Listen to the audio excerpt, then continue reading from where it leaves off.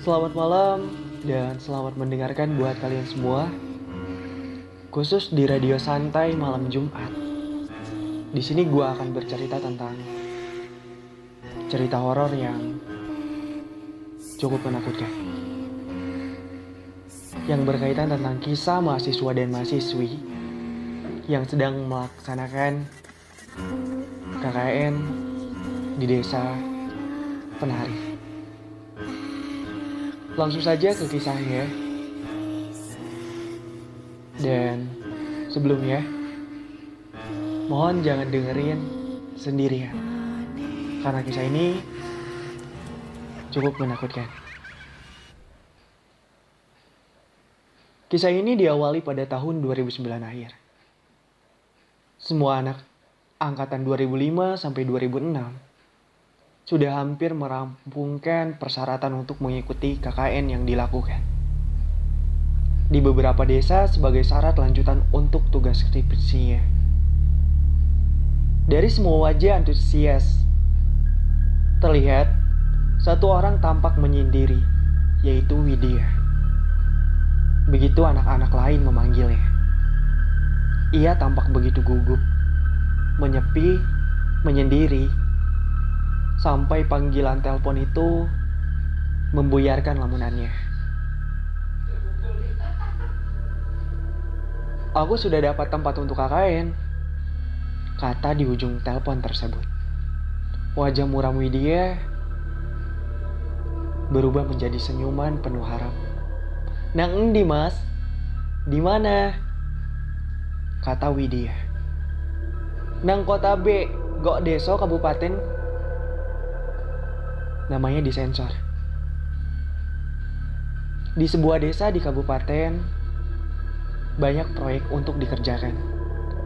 Tempatnya cocok untuk KKN kita.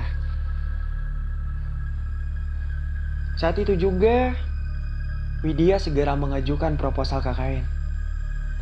Semua persyaratan sudah terpenuhi, kecuali kelengkapan anggota.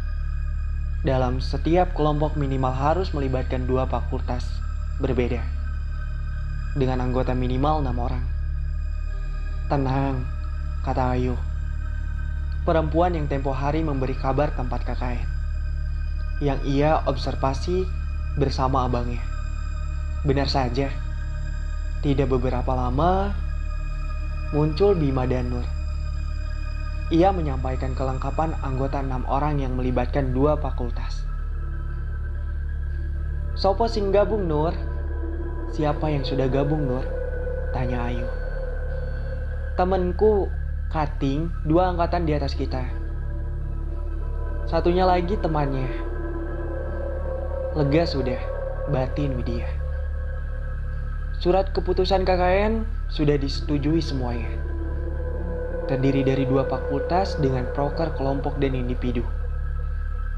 Untuk pengabdian di masyarakat yang akan diadakan kurang lebih sekitar 6 minggu. Hanya tinggal menunggu waktu. Pembekalan sudah disiapkan sebelum keberangkatan. Jauh hari sebelum malam pembekalan, Widya berpamitan kepada orang tuanya tentang progres KKN yang wajib ia tempuh.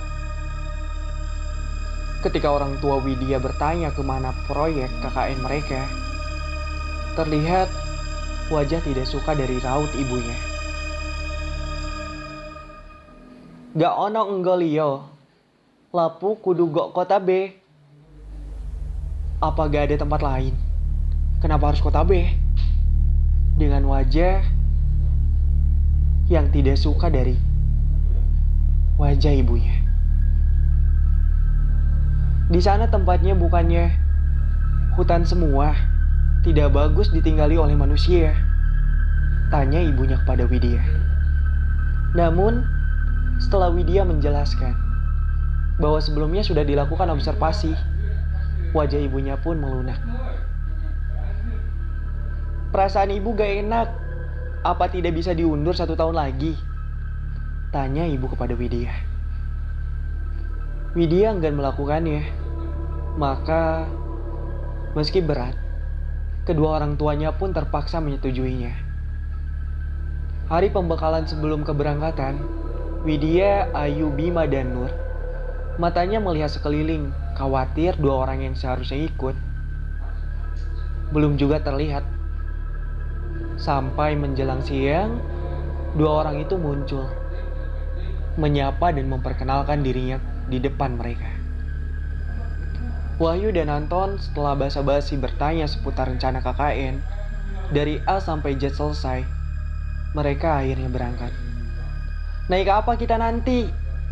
tanya Wahyu. "Elep mas," jawab Nur. "Sampai desanya naik mobil elep, Dik?" "Tidak mas, nanti berhenti di jalur hutan D. Nanti ada yang jemput," sahut Nur. Mendengar itu Widya bertanya ke Ayu, "Yu, apa desanya gak bisa dimasuki mobil?" Aku hanya menggelengkan kepala. "Raiso, tapi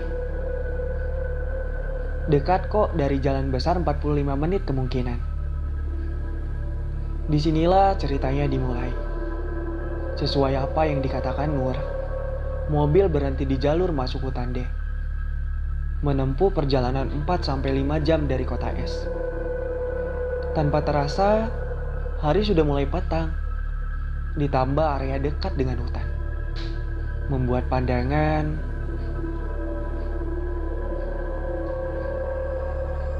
terbatas untuk melihat. Belum sampai di sana, gerimis mulai turun. Lengkap sudah. Setelah menunggu hampir beberapa jam, terlihat dari jauh cahaya mendekat. Nur dan Ayu langsung mengatakan bahwa mereka yang akan mengantar. Rupanya yang mengantar adalah 6 lelaki parubaya dengan motor butut. "Cuk, sepeda entah," kata Wahyu spontan.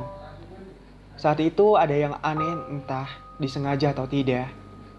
Ucapan yang dianggap biasa di kota S ditanggapi lain oleh lelaki itu. Wajahnya tampak tidak suka dan sinis tajam melihat Wahyu.